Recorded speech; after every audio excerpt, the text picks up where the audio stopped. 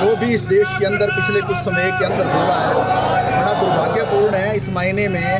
कि लोकतांत्रिक मूल्यों का गला पूरी तरह से घोटा जा रहा है। इस देश के अंदर नवफासीवाद लागू किया जा रहा है और हम देख रहे हैं जो भी केंद्र सरकार की नीतियों के ऊपर सवाल खड़ा करता है उसको तरह तरह की धाराओं में जेलों में ठूंसा जाता है। बहुत सारे लोग ऐसे हैं जो जनतांत्रिक अधिकारों को लेकर जिन्होंने लड़ाइयाँ लड़ी पिछले 5 वर्षों से वो जेलों में हैं। और ये लेह लद्दाख के अंदर जिस तरीके से अपनी मांगों को लेकर सबको मालूम है इस देश के अंदर एक मशहूर जो सामाजिक कार्यकर्ता हैं सोनम वांगचुक, जिन्होंने शिक्षा के क्षेत्र में, पर्यावरण के क्षेत्र में, जिन्होंने दूसरे अन्य क्षेत्रों में एक गंभीर काम किया और देश के लिए एक अपना योगदान दिया। जब वो आंदोलन पर थे और उस आंदोलन के समर्थन में जब वहाँ के हज़ारों लोग आंदोलन पर आए और उसमें जो कुछ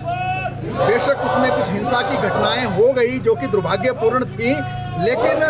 ये सारी घटनाएं कोई उनके द्वारा प्रायोजित नहीं थी। ये गुस्सा था, जैसा कि आप देख रहे हैं जितने भी बयान जारी किए जा रहे हैं लद्दाख जो लोग हैं उनकी जो संस्थाएं हैं वो बार बार इस बात को स्पष्ट कर चुके हैं कि पिछले काफ़ी सालों से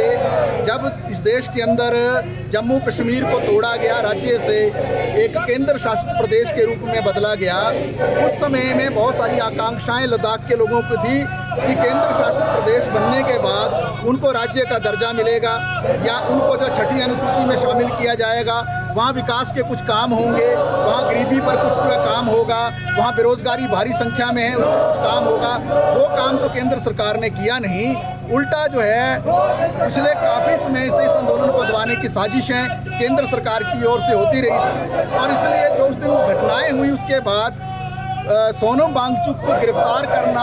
NSA लगाना, ये अपने आप में और ज़्यादा दुर्भाग्यपूर्ण है क्योंकि जिस तरीके के आरोप न केवल सोनम वांगचुक पर लगाए जा रहे हैं बल्कि पूरी लद्दाख की जनता को देशद्रोही घोषित किया जा रहा है। ये लद्दाख की जनता कौन है? ये लद्दाख की जनता वो है जो लगातार हमारी सेना के पीछे कंधे से कंधा मिलाकर, अगर बॉर्डर पे कोई लोग रहते हैं, ये जो बॉर्डर पर लोग रहने वाले हैं सबसे ज़्यादा अपने देश की सरहद की रक्षा करने के लिए सेना के साथ इनकी कुर्बानियाँ होती हैं, इनका रोल होता है, इनकी भूमिका होती है। पूरे के पूरे लद्दाख को आप पेंट कर रहे हैं, देशद्रोही हैं, तरह तरह के आप जाली झूठे आरोप लगाकर जो है लोगों के ऊपर जो है अत्याचार कर रहे हैं। आप बताइए जब आंदोलन हो रहा था अगर उसमें कुछ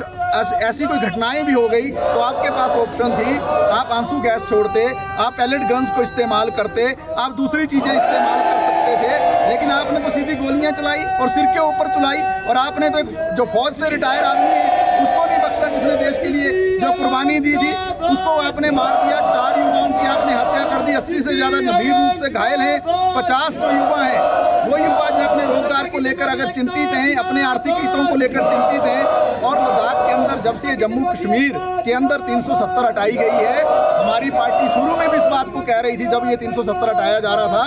ये 370 जो हटाया जा रहा है इसके पीछे एक गहरी साजिश है केंद्र सरकार की, बड़े बड़े उद्योगपतियों के साथ मिलकर, पूंजीपतियों के साथ मिलकर। और ये जो सपने दिखाए जा रहे थे जनता को कि आप वहाँ जाकर जम्मू कश्मीर में ज़मीनें खरीद सकते हैं, आज क्या हुआ? वहाँ आप देख रहे हैं पूरी ज़मीनों पर कब्जा कौन कर रहा है? उद्योगपति कर रहे हैं, बड़े बड़े पूंजीपति कर रहे हैं। या लद्दाख क्यों इम्पोर्टेंट हो गया है? लद्दाख के अंदर जो प्राकृतिक संसाधन है, लद्दाख के अंदर जो खनिज हैं, लद्दाख की जो ज़मीनें हैं, लद्दाख के अंदर जो दूसरी चीज़ें हैं, लद्दाख के अंदर जो ईवन की सौर ऊर्जा का जो भंडार है, उस सारी चीज़ पर कौन काम कर रहा है? अडानी वहाँ घुस गए हैं, दूसरी कंपनियां वहाँ घुस गई हैं। और वहाँ के लोगों की ये मांग कि हमें छठी अनुसूची में शामिल किया जाए,